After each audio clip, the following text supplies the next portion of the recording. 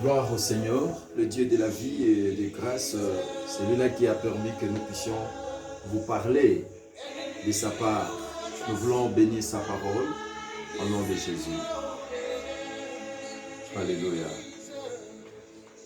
Jesus, you are the miracle King God. Alléluia. Alléluia.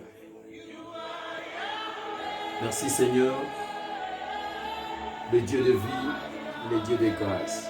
Nous sommes devant toi, devant ces peuples partout dans le monde où nous suivent. Nous voulons ta grâce, nous voulons ta bonté, nous voulons que l'Église, l'épouse, les aigles se réveillent, voient, crient, attrapent les gibiers pour faire manger les aiglons. Nous voulons que cette émission, partout les hommes, femmes de Dieu puissants suivront, que toi seul Père, tu parles au nom de Jésus-Christ. Amen. Merci à Dieu, merci au Seigneur, merci aux bien-aimés des studios. Ils peuvent nous arrêter la musique pour que nous puissions continuer la gloire de Dieu. Merci, merci beaucoup.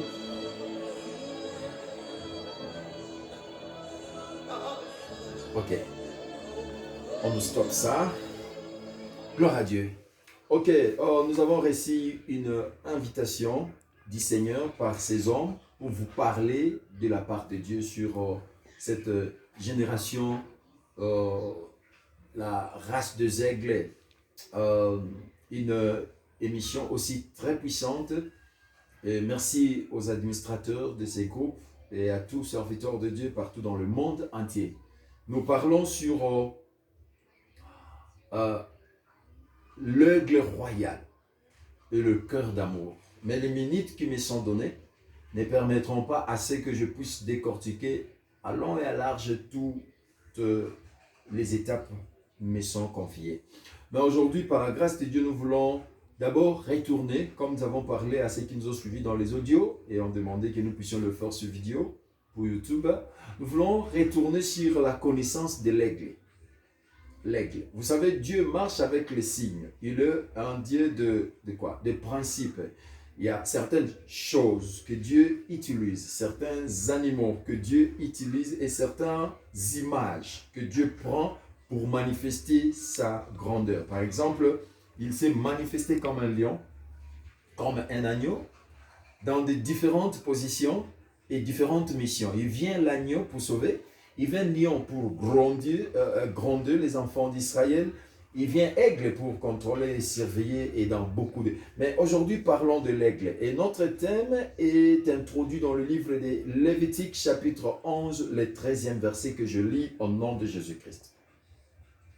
Voici les oiseaux, c'est que vous aurez en abomination et dont vous ne mangerez pas. 2 points.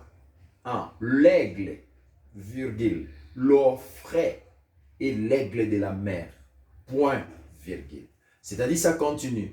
Je me limite là sur l'aigle royal. Bien-aimés, courons avec les 9-8 minutes qui nous sont restées. Il y a l'aigle, Dieu étant un père qui veut prendre soin de l'alimentation de ses enfants.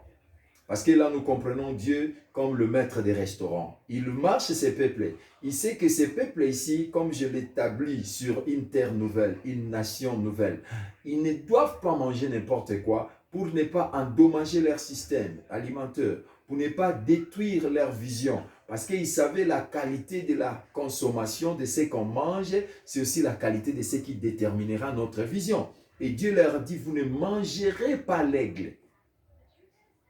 Et nous sommes en train de parler sur l'aigle royal. Mais on parle d'abord sur l'aigle, parce qu'il y a beaucoup de sortes des aigles, beaucoup de sortes d'aigles. Il y a des aigles de mer, aigles de forêt, aigles royal, ainsi de suite. Mais Dieu dit, vous ne mangerez pas l'aigle. Il a déterminé l'aigle en général, que ce soit l'aigle de mer ou quoi, mais pas manger l'aigle, la bouffe interdite de l'aigle. Et dans la deuxième page, nous voulons comprendre pourquoi est-ce que Dieu a interdit à l'homme de manger l'aigle. Parce que la Bible s'interprète elle-même. Nous allons voir dans le livre d'Exode, chapitre 19, le 4e verset, la Bible dit, vous avez vu ce que j'ai fait. et comment je vous ai porté sur les ailes d'aigle. Ok? On comprend que c'est Dieu lui-même qui est l'aigle. C'est Dieu lui-même qui a transporté ces peuples-là. Donc vous allez comprendre dans le langage des esprits qu'Israël n'a pas traversé avec le pied la mer, mais ils ont survolé sur les ailes de l'aigle. Voilà pourquoi Moïse, qui est ce pharaon, idiot spirituel qu'il était, il n'a pas compris que ces peuples n'ont pas traversé avec leurs pieds.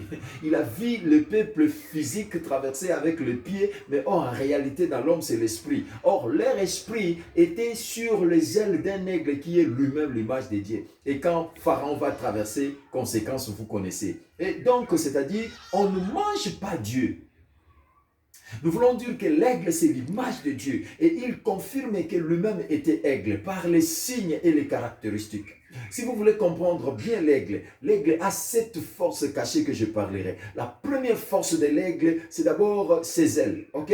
Là, je confonds un peu les gens de l'audio. Là, j'ai commencé sur la vision. Ici, j'ai commencé sur les ailes. Il lui dit, je vous ai transporté avec mes ailes. La force de l'aigle, c'est les ailes d'abord. Quand on coupe les ailes de l'aigle, l'aigle n'a pas la puissance. Les ailes, c'est la puissance de l'aigle. Et nous comprenons que Jésus-Christ à la croix de Golgotha, pour manifester que c'est lui le véritable aigle, il devrait étendre ses deux bras. Je suis en train de porter correction aux nos frères des témoins de Jéhovah qui ont fait Jésus mourir comme ça. L'aigle ne peut pas rester comme ça. Là, c'est la position de faiblesse. Il reste comme ça. C'est la position de survoler. Voilà pourquoi il devrait avoir deux brigands à côté de lui qui devraient manifester l'image des deux aigles. Parce que l'autre, Jésus lui a dit, aujourd'hui, je t'ai dit, tu seras avec moi dans le paradis. Et l'autre est resté dans la terre. Or, nous savons que Moïse et Élie sont sortis quand Jésus priait, alors que Moïse était l'image de la terre, alors que Élie était l'image du ciel. Les deux brigands, parce qu'ils étaient tous des brigands. Jésus a dit, tout celui qui est venu avant moi, c'est un voleur. Ok, on ne veut pas vous troubler là-bas, vous allez comprendre dans les éditions qui viennent. Donc, en fait, ici, nous comprenons une chose.